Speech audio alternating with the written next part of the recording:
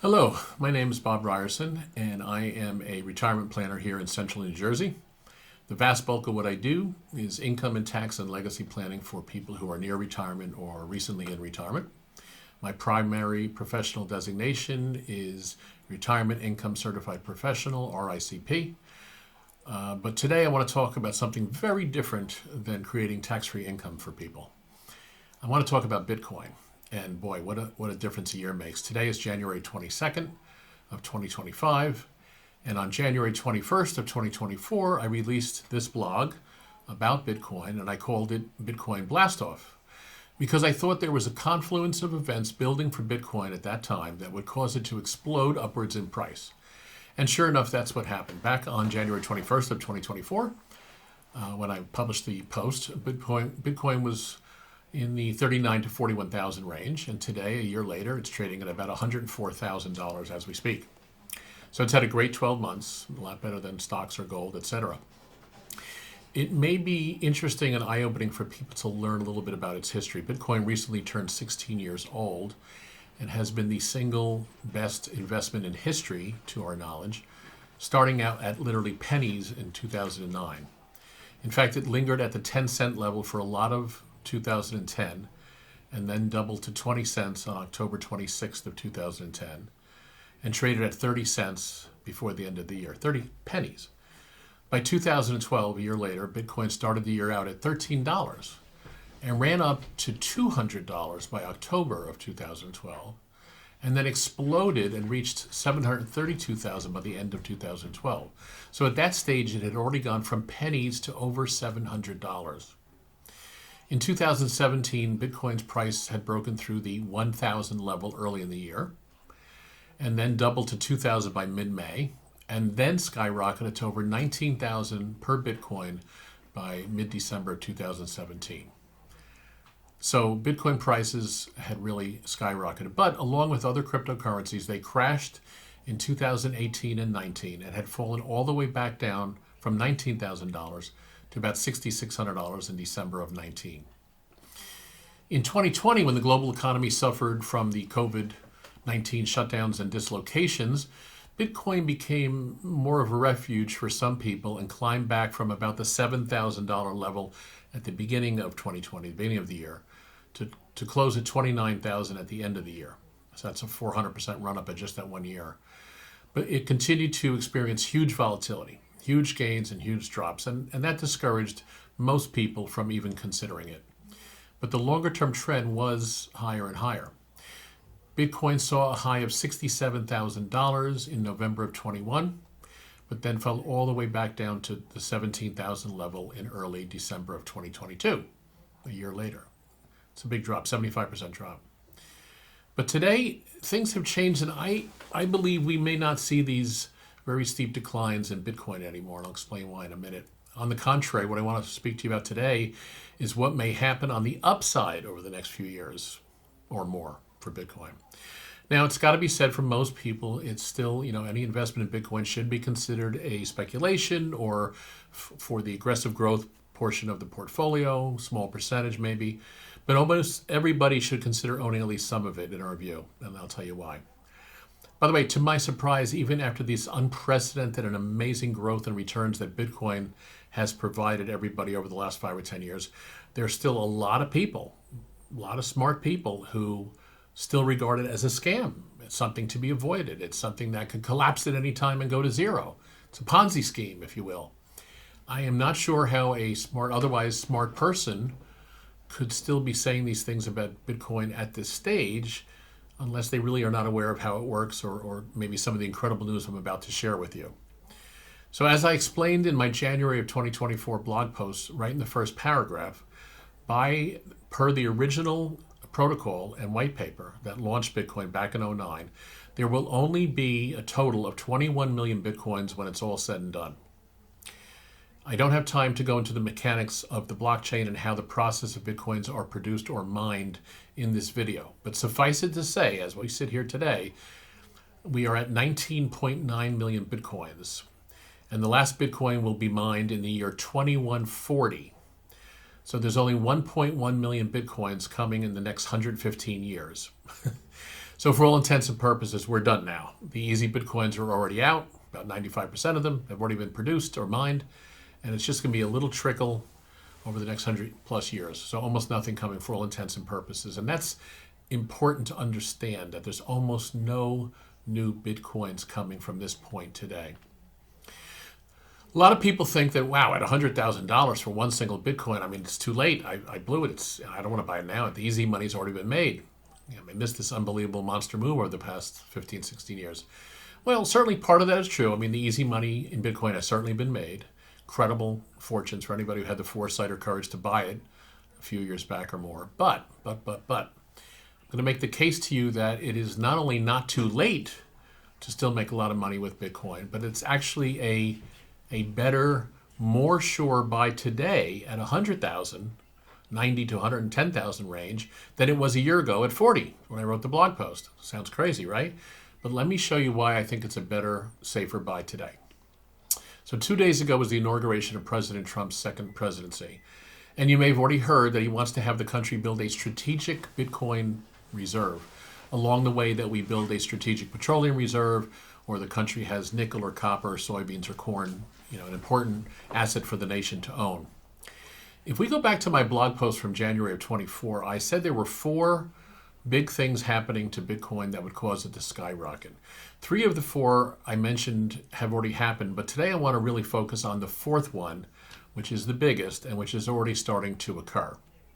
The 4th item or catalyst that I had cited in the blog for seeing Bitcoin really go much higher was the idea that very large entities like hedge funds or sovereign wealth funds or states or even countries were going to start to buy and adopt Bitcoin as a store of wealth, a store of value that could help them offset the continuous or accelerating decline in the purchasing power of their paper money, the world's fiat currencies.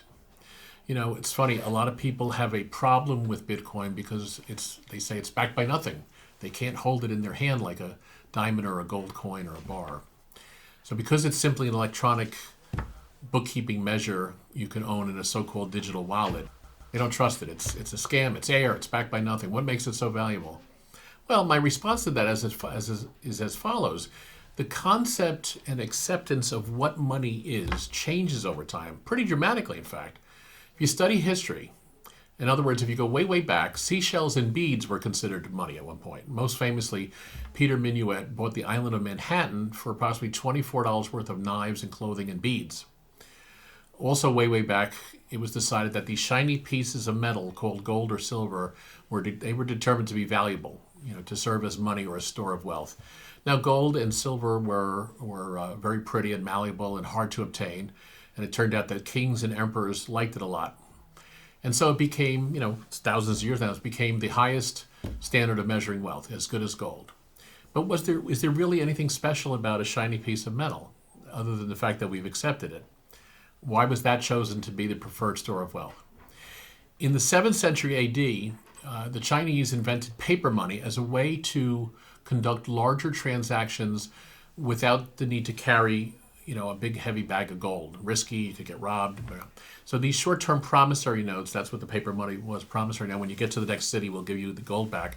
This spread like wildfire, and by the 1690s, the Massachusetts Bay Colony was using paper money, promissory notes here in North America.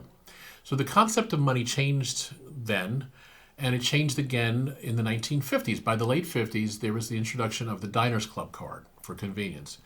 A little bit later, early 60s, American Express and Bank AmeriCard, which is now called Visa, they led the way with credit cards in the early 60s. And it took a while for the average American to understand that this piece of plastic was actually money, or a short-term substitute for money. You could go buy a sofa with it or go for dinner. I can buy a couch with this? Yes, you can buy a couch with this. It took a while. So my point is that the concept for what money is, or what a generally accepted store of value is, changes over time.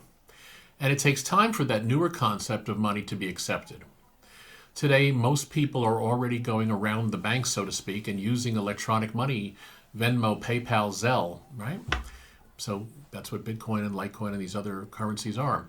So at this point, the people who are still scared or mistrustful or mocking Bitcoin, they don't like it, they don't trust it, it's valued by the rest of the world at approximately $2 trillion. So I would just ask politely, take a step back if you're still uncomfortable with the idea, and think it over a little more, do a little more research. And, if you still don't trust it, that's fine. It's not for everybody. I mean, there's plenty of people who do not use Zelle or PayPal or Venmo, or don't even use credit cards. So if I fail to convince you of the merits of Bitcoin on this video, that's fine.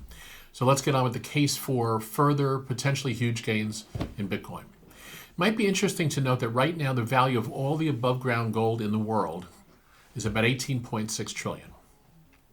And all of the Bitcoins right now are worth about 2 trillion. So many Bitcoin fans and supporters believe that Bitcoin is a better, faster, cheaper form of gold, digital gold, if you will. At any time of the day or night, I can send you, if you're on vacation in Tokyo, I can send you at 2 o'clock in the morning in a few seconds for a few pennies. I can send you Bitcoin on a private transaction. If I had to wire money to you the next day at a bank in Tokyo, how long, how slow, how do I get gold to you? So again, it is considered by many people to be a better form of money. We believe that, and we're big on gold and silver guys, but it's a better form of money in our view, the best form. If I want to bring my gold to my house in Florida, how do I do that? It's not so easy. Can I get it through the airport? No, can do. What if I bring it in the back of the car? Am I not nervous about a crash or, So there's a lot of concerns. So how fast, how safe? So how easy is it for me to bring Bitcoin with me, right? It's in my head or it's in my phone, in my digital wallet. Pretty easy, right? Electronic. So there are many people who believe that Bitcoin is digital gold, a better form of gold. And if that's the case, they believe it'll be 9 or 10 times higher than it is today. It'll equal or exceed the value of the gold at 18 trillion. Even the chairman of the Federal Reserve, if you look here, he recently said as much that Bitcoin is more akin to gold than it is to the dollar. So while we do see enormous percentage gains from time to time in risk assets like stocks and real estate, they usually come with a lot of risk and volatility and the need for patience and maybe some intestinal fortitude, right? Tech crash or a stock crash or real estate crash. And until just recently, Bitcoin certainly was one such asset. Lots of risk, lots of volatility, and lots of patience needed. But I said earlier, I think that's no longer going to be the case because there are very large entities in the US and around the world that are looking to buy large amounts of Bitcoin for themselves, and there's almost no supply left. So I don't think that we're going to see huge drops anymore because there'll be plenty of people looking to step right in and buy it. As I mentioned previously, you may have already heard the Trump administration is looking to build a strategic Bitcoin reserve of 1 million Bitcoins. The government has about 200,000 Bitcoins. Where are they going to get the rest of the Bitcoins from? Also, there are several states looking at buying Bitcoin as part of their state pension holdings. As you can see from the article here, where are they going to get the Bitcoins from? Japan has $1 trillion national pension, and they want to add Bitcoin. Where are they going to get the Bitcoins from? If you look here, the state of Pennsylvania recently mentioned they want to buy a $700 million to $1 billion investment in Bitcoin for the state. Where are they going to get the Bitcoins from? They're not buying, these entities are not buying $5 or $10 million worth. These are huge numbers. The BRIC nations, BRICS, are continuing to grow and add new members. They're looking to, if you're familiar with the BRICS, get money out of the dollar, stop using the dollar. There are strong and persistent rumors, in fact, that more than one Middle Eastern sovereign wealth fund, Saudi Arabia or Kuwait or United Arab Emirates, are looking to make a sizable investment in Bitcoin. Where are they going to get the Bitcoins from? I've never seen a stronger supply-demand situation in over 40 years of watching the markets. It's very unique. It's unparalleled. Very unique situation as the fiat currencies around the world continue to lose their purchasing power at a faster and faster pace. As the debt levels grow and they keep printing money, the demand for Bitcoin is only going to grow. There is a money manager named Cathie Wood, and she is very well known for her technology investments over the years. Incredibly, way back in 2015, 10 years ago, she started to buy Bitcoin for her investment funds at $250 per Bitcoin. It's 104,000 today. Can you imagine?